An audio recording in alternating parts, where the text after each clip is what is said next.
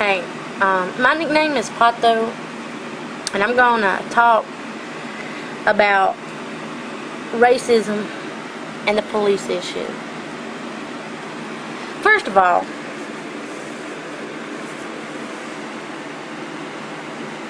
racism is real,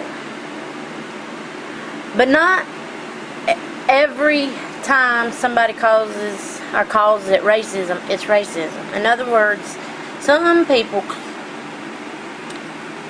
cry wolf, which makes it hard for us who are really discriminated against on a daily basis.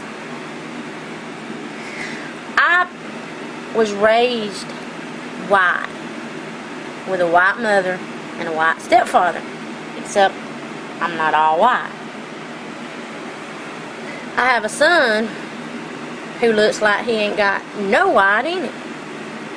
So, even though I taught white, my culture's white, I'm not treated like I'm white because of the way we look.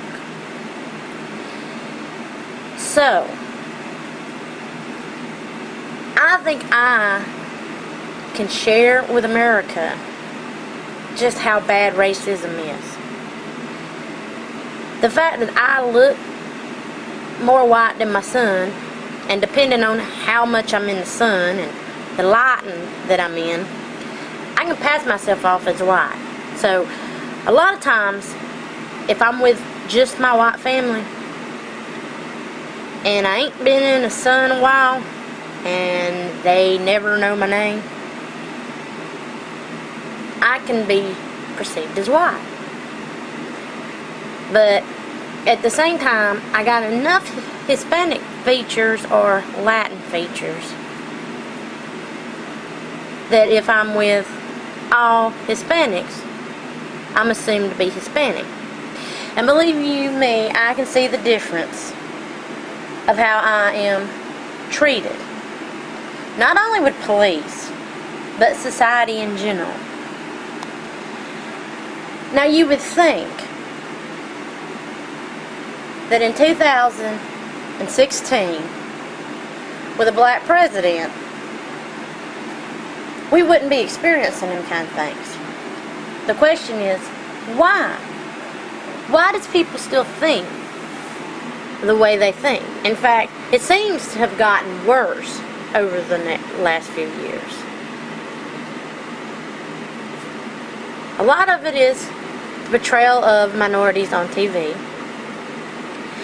A lot of it is the behavior of a lot of people in certain groups. But then you have to ask yourself, okay, why is a certain group displaying this type of behavior? Now, that don't just mean by race groups. The police are also have created a pattern of a certain behavior. We've been getting police that are getting more aggressive, more out of control, and obviously they feel that it's more believable if they target that aggression toward minorities. Okay, so we have to ask ourselves why. So, first of all, why is there certain groups that are displaying certain behaviors? Well, one thing you learn in psychology is if people are having a behavior problem, it's usually because they're suffering injustice. So, take that in consideration, that 99% of people that show a behavior problem, it's because they're receiving some kind of injustice. Now, that's not only true for the minority groups, but it's also true for the police. So, why are the police having these behavior issues? Now, I'm not saying every single police, but we have noticed that there's a pattern of this. And that's why it's not just black and white, the police are wrong and the minorities are right, or the minorities are wrong and the police are right. It's very complex. It's not a black and white issue. We're going to have to get to the root of the problem. And before we can even get to the root of the problem, we're going to have to be comfortable with talking about race and prejudice. And before we can even talk about prejudice, we're going to have to admit we are all prejudiced. And in fact, prejudice is normal.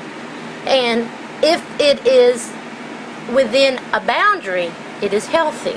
For instance, I don't like white shirts.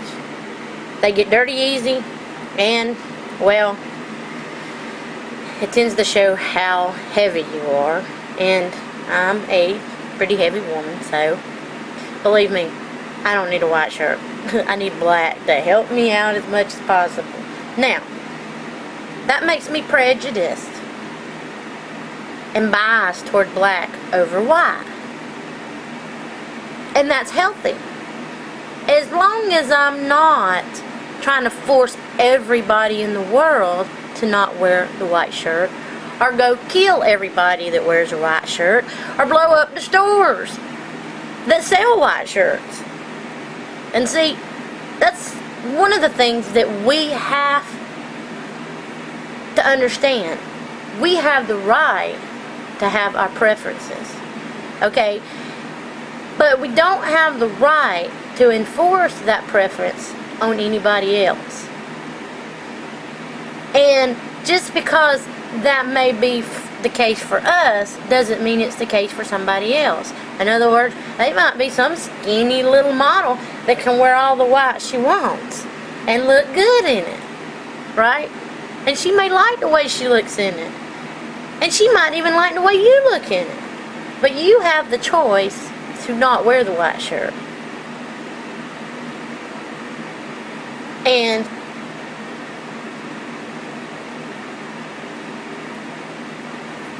we can't even begin to do this with the media being the way they are.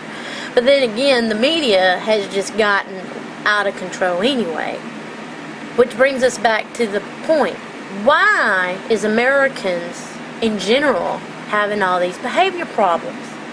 I mean, it's not just in certain areas like, well, in the race issue or the police issue. We're having issues in the political arena. So why is it that we're having these behavior problems? What is going on in our country?